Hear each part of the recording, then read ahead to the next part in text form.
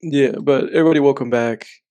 We are here, and something that Jake and I were talking about. Jake and I were reminiscing before we started recording. We were reminiscing of a time in which we took an anime class, right?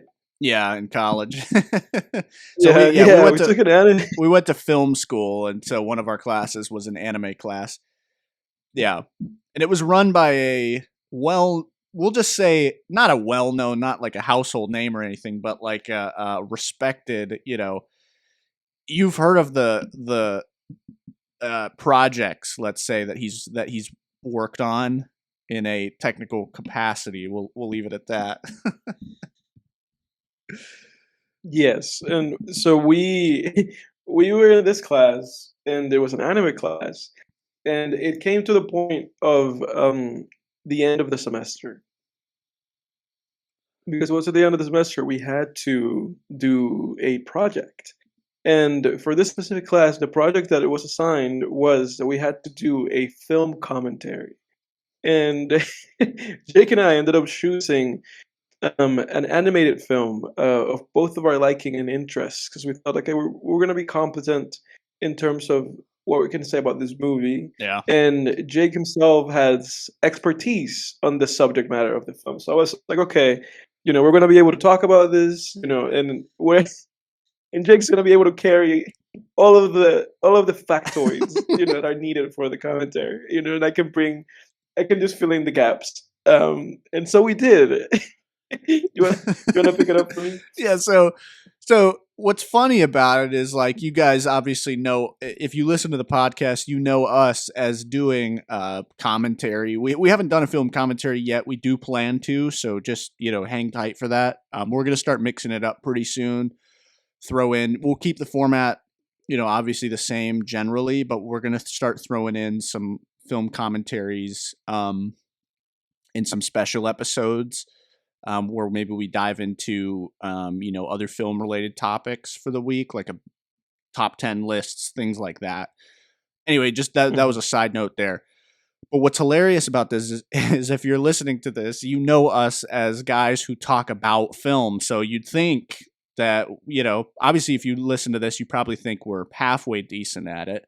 And if you would think we would have aced this assignment, but apparently, Mr. Who shall not be named, didn't like our commentary.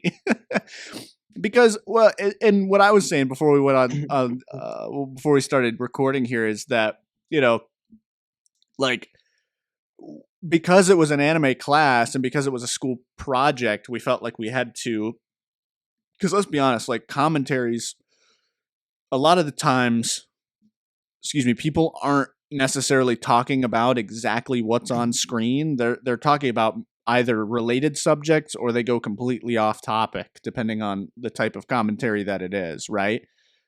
It can be Right. challenging to, especially if it's only two people, to just keep talking about the movie, especially when the movie's not, you know, that interesting, which it wasn't. And so, Right. we did our best, man. I guess I'm coping a little bit, but we what did we get, a C on that assignment? I think Jake, we got a we got C. a C minus. Yeah, we got a C minus on the assignment, and that was like one of the only grades in that class. So we ended up having Yes. both having a C for the class. Yeah. So Yeah. so um, what we did was, No, dude, that was like that. No, that was like literally the only assignment for that class. 'Cause everything else was attendance and participation. yeah, It was literally just attendance, participation, and then the final assignment. So yeah, basically, if you did really bad in the final assignment, that was gonna be a third of your total grade for the entire class. yeah. So So that was pretty bad. yeah. So what happened was, then Edward and I requested a meeting with Mr. So and so, and I knew, man, because I was like, I emailed the professor, I requested the meeting, and I knew, the moment I knew that we had already lost the battle was when Mr. So and so replied, and he said something to along the lines of, I would be delighted to! Exclamation point. I am in my office between these hours. Does 12 o'clock work? Exclamation point. Already, I knew we lost the battle because it was like so enthusiastic. It was like this guy knew, like, oh, he was talking like a lawyer. Like he was like a lawyer who knows he's got the case in the bag. Where he was just like, oh, I would be delighted to hand over my client's saliva in this murder case. I would be delighted. You're just like, oh fuck. Well, he knows something we don't. You're just gonna help me. Yeah, you're just gonna help me prove like my whole thing. So it's like where yeah, it's like where what's his name, Joe Pesci in My Cousin Vinny, when he got like so excited that the other lawyer gave him like just closed all his files. He's like, he just gave me all his files, you know. And then like what is it? What's her name? The name of that actress, Marissa Tomei. Yeah. When she tells him, and she's like, yeah, they're supposed to do that. They're supposed to just give you like their files, you know. It was like we're just like that in that instance, or it's like, oh geez, you know, we thought we won, but we didn't win anything. Yeah. I knew we had already lost. I knew we had already lost the battle. It was just like My Cousin Vinny. It was like that scene. Yeah, I knew. Yeah, it was like, you know, I knew we already lost, man. So, you know, it was like. At that point, it was almost like I wanted to just cancel the meeting, but I also wanted to go down swinging, you know? I was like, well, the meeting's already set. Yeah. Like, let's just go, you know? And so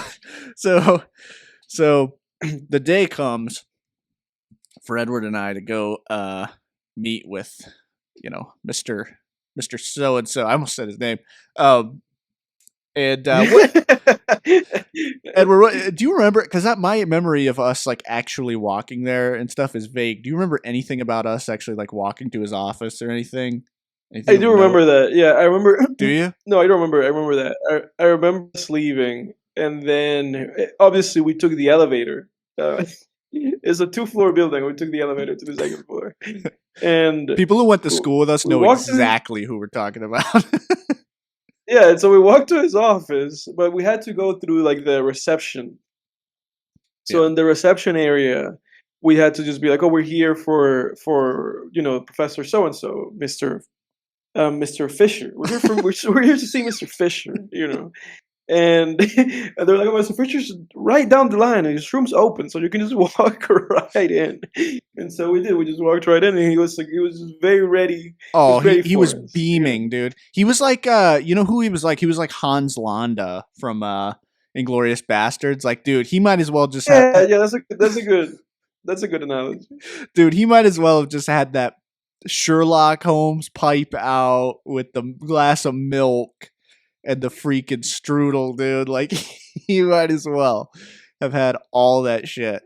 He was sitting there smug as Hans Landa. And, dude, we were both the French gentleman, I believe, in the country, who lives in the countryside with his family, with our with our hiding people under the floorboards, knowing that they were about to be gunned down. That was us.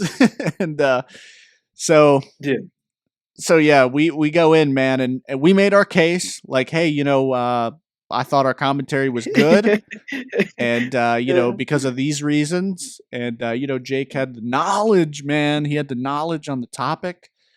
What do you say, Mr. Fisher? Mr. Fisher. And the professor, like, he's got that Hans Landa smile, and he just goes, "Okay." And I remember when you and I said, when we said we thought our commentary was good, he looked at us like we were from Mars. Like, I think he just thought that was like the shittiest of shit commentaries ever. He almost acted like giving us a C was like generous. I feel like, dude, he just did not like that commentary. Like, because when we said, like, you know, we thought the commentary was pretty good. Like, we thought it was fantastic. He like looked at us like we were from the planet Mars, like from Nebula freaking 15. No, dude, to this moment when I think about that story, that was like a big moment of kind of like defeating realization. Yeah. Like when I remember just like the expression that he made to that to that statement. Just said it all. I was like, "Oh, this is over," you know. It's all This is ogre now. done, you know. Like, yeah, like if I hadn't realized it by that point, if I hadn't realized it before, that's the moment where I knew. I was like, "Oh, this is over," you know. Yeah. Like the fact that we can't even argue this point with this guy means that this is done. You know, there's Yeah. nowhere to go from here. Yeah. Nowhere So to go from here. yeah. So what's memorable about this is that for Edward and I is that after 10 minutes, he made it clear, like, this is what it is. Your grade is your grade. Like, I didn't like the commentary, and that's that.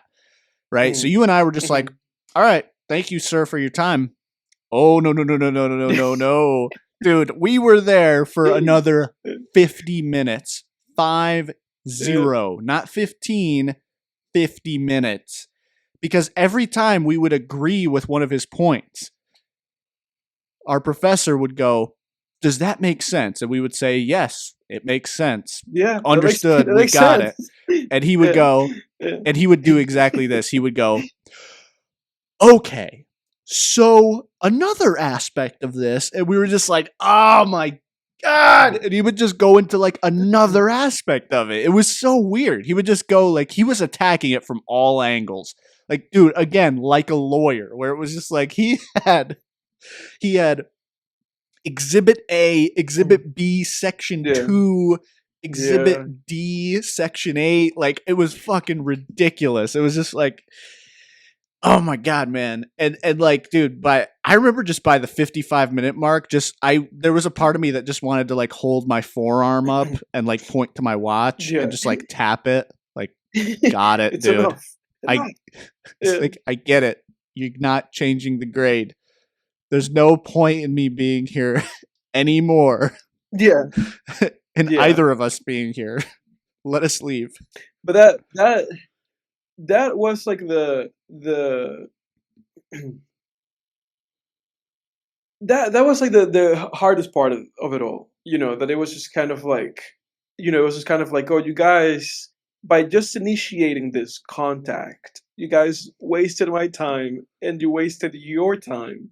But I'm going to make sure that time is actually wasted. Yeah. We're not going to do this as like a 5-minute thing where you guys go like, please, and you guys and I say no, I am going to literally spell out to you guys the critical failures, the critical error, and why this grade is not going up from a C. You guys are leaving this class with a C. And here are the 50 reasons why. You thought was down. Yeah, it was so weird, man. And like for anyone listening, just to make sure it's crystal clear, like Edward and I were not arguing. I would dare say you and I did not argue any point past the 10-minute mark. Like we tapped out by then. We were like, okay, we had a good we fought the good fight. We tried. It is what it is. We're straight A students. We can take a C. Whatever, man. I still graduated with a 3.9 or something like that. I can take it. Yeah. But yeah, that was a defeat, man. It was a 2-on-1 handicap match against John Cena, and we lost. It really was. It really was a 2-on-1 handicap match against John Cena. You and I, we were the Hart Dynasty. You and I were Cody. No, dude, you and I were Cody Rhodes and Ted DiBiase without Randy Orton. Yeah, yeah. Randy Orton was. It was just. Randy Orton was back at the apartment. Yeah, no, it was. You know who I'm talking about. Like, yeah, I know what you're talking about. Like, it was just never meant to happen. It was like one of those headlines that they put on the thing, and the audience already knows. It's like, oh, this is just going to be a massive like defeat for Cody Rhodes and Ted DiBiase, And it was a slaughter. It was a slaughter, dude. Like it was like I don't even know who started arguing. Was it me? Who began? Like who started as the spokesperson? Who spokesperson? You started. You started as you were the spokesperson. Yeah, I was like, okay. So I'm Ted DiBiase. He's a little bigger. I'm bigger than you Ted are. DiBiase. See, I'm Ted DiBiase. Like I started, and I go in and John Cena just starts pummeling me. So then I tag in Cody Rhodes, and then then it was like, he starts pummeling Cody Rhodes, and then maybe they get like a leg lock on John Cena and put him in a little wrist lock, and he's down, and the audience is like, doing that like thing where they're like, "Oh, get out of it, Cena, get out of it." Cena was down for like a couple minutes, and then just came back. 5 moves of doom, obliterated us. It was awful. Yeah, and then the last thing that we heard was just okay, and then beep.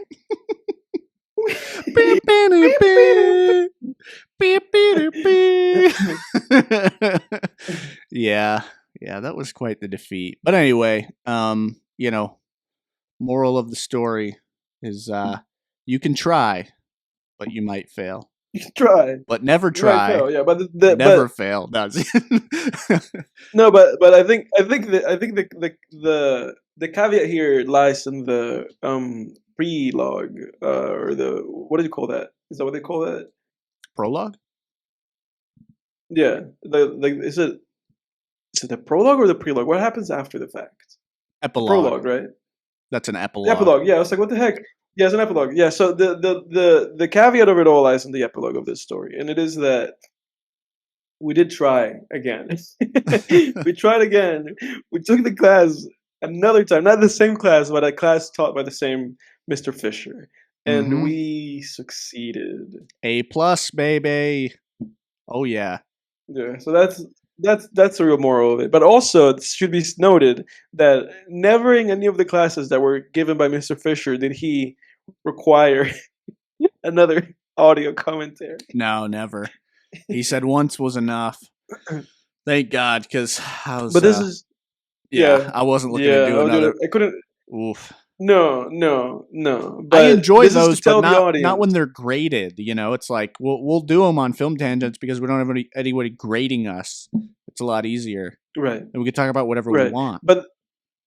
But this is to let the audience know that if and when we do an audio commentary for a film, remember that you're listening to very mediocre commentary. Yeah. listening to C- commentary. Yeah, I want everyone to write. Yeah, that'll be an inside joke on the channel. Everyone, every time we do a commentary, just comment C-. Yes, please do. Which is interesting because, like, dude, he might have given us even like a lower grade than that for that commentary. For the actual commentary, yeah, because I know in the class we got a C+, something like that. I mean, I never have gotten a D or an F in a class in my life. That would have been a fucking travesty, dude. I would have taken that shit. That would have been another animal. I would have kept fighting on that one, man. If it was like a possible. D, it's possible. It's possible that he gave us like a D or something like for that commentary, and then it just ended up rounding out to a C for the class. But for the purposes of this tale, and for the purposes of Jake and I's aging brains, let's say that it was a C-. Aging brains, yeah, at the ripe old ages of our mid-20s.